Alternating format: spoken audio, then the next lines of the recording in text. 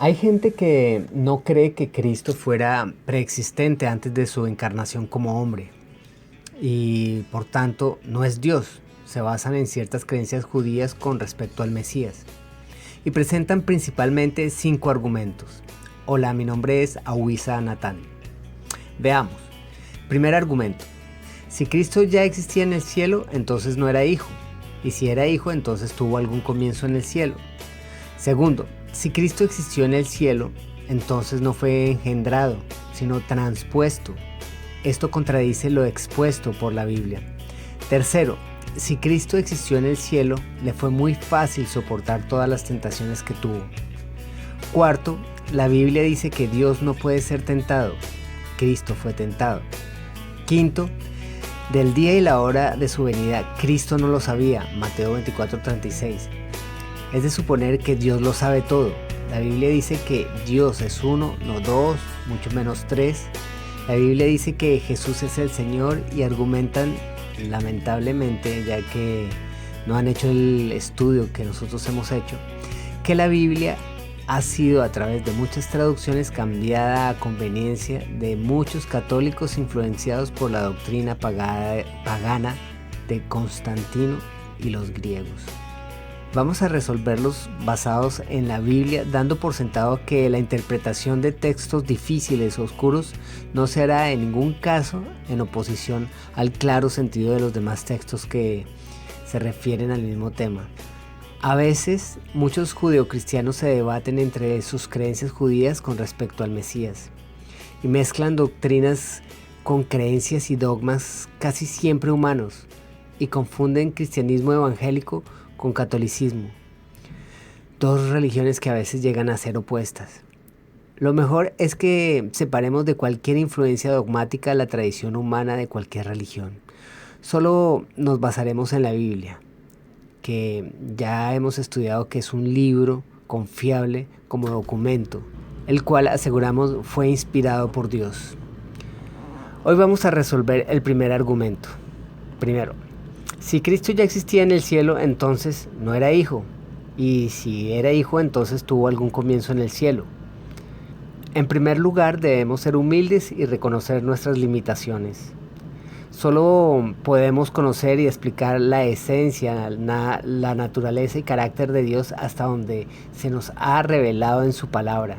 Por eso pretender saber más sería especular inútilmente y de ningún modo provechoso para nuestra fe.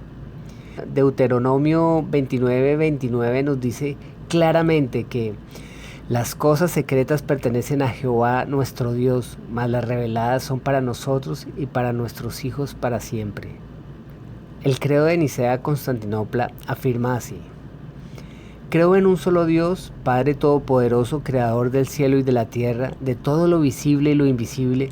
Creo en un solo Señor Jesucristo, Hijo único de Dios, nacido del Padre antes de todos los siglos, Dios de Dios, luz de luz, Dios verdadero, engendrado, no creado, de la misma naturaleza del Padre, por quien todo fue creado. Catecismo de la Iglesia Católica, segunda edición, 1992, página 50. Es verdad lo que declara el credo de Nicea de que Jesús fue nacido del Padre antes de todos los siglos, Dios verdadero, engendrado, no creado. Honestamente no puedo afirmarlo ni desmentirlo. Sencillamente, según mi humilde opinión, la Santa Biblia no desvela ese misterio. Que yo sepa, no dice en ninguna parte que Jesús fue engendrado por o nacido de el Padre antes de todos los siglos. Sin embargo, la Biblia declara con toda claridad que Jesús es Dios y que fue engendrado como criatura humana hace unos 2000 años por el Espíritu Santo cuando se encarnó en María la Virgen. Por tanto, no podemos caer en el simplismo de negar el misterio de Dios uno y trino solo porque no podamos entenderlo. El hecho de que Jesús es llamado el Hijo de Dios solo quiere decir que ha venido a ser una criatura humana como todos nosotros, pero sin pecado. ¿Dónde ha quedado su ser divino preexistente cuando se encarnó? Dios es espíritu, Juan 4:24. Un espíritu no tiene carne ni huesos. Lucas 24:39. La divinidad preexistente e invisible de Jesús quedó oculta tras su humanidad. ¿Quién puede afirmar que es incompatible que coexistan en la misma persona de Cristo las dos naturalezas, humana y divina, a la vez? ¿Hay algo imposible para Dios? Lucas 1:37. ¿Puede alguien poner límites al poder de Dios? ¿Qué o quién puede impedir que Jesús conserve su rango de Dios al igual que el Padre, aunque su condición de criatura le subordine voluntariamente al Padre?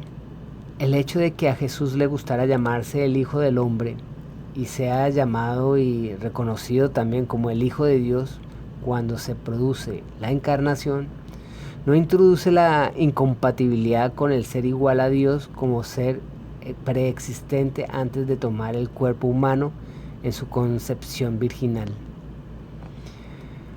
Ante el argumento de si Cristo ya existía en el cielo, entonces no era hijo, y si era hijo, entonces tuvo algún comienzo en el cielo, concluyo que con toda seguridad las Sagradas Escrituras afirman con rotundidad la preexistencia de Jesús antes de su encarnación como criatura humana, y que Jesús, en lo que a su humanidad se refiere, se convierte en Hijo de Dios e Hijo del Hombre, solo al encarnarse.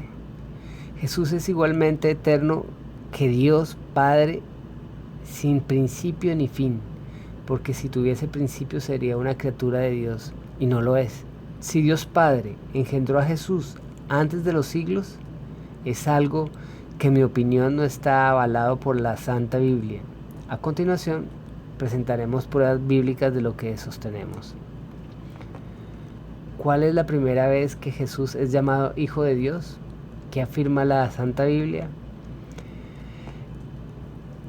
El santo ser que nacerá será llamado Hijo de Dios. Lucas 1:35. Obsérvese que el tiempo del verbo ser está en futuro, lo que indica que solo a partir de la encarnación Jesús se convierte en Hijo de Dios y no antes, de la misma manera. Ahora comprendemos mejor la declaración del Salmo 2:7 que el autor del libro de Hebreos cita en el capítulo 1 y versículo 5. En efecto, ¿a qué ángel dijo Dios alguna vez: Hijo mío eres tú, yo te he engendrado hoy, y también yo seré para él un padre, y él será para mí un hijo?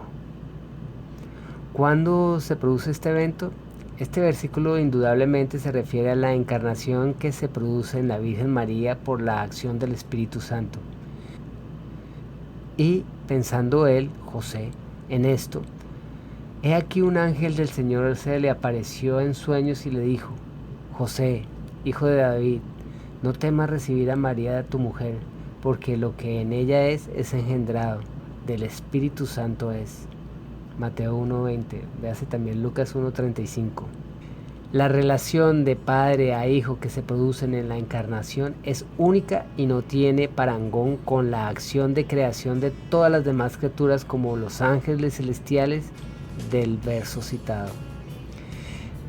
En este acto, Dios, en la segunda persona de la Santísima Trinidad, toma el cuerpo humano y se convierte por obra del Espíritu Santo en un ser humano como uno de nosotros, pero sin pecado y sin perder la naturaleza divina que permanece después de la encarnación. De lo contrario, el Jesús hombre sería una persona distinta del ser preexistente que se encarnó en María. Es pues solo por la encarnación que la segunda persona de la Trinidad toma la condición de Hijo de Dios. San Pablo lo describe muy bien.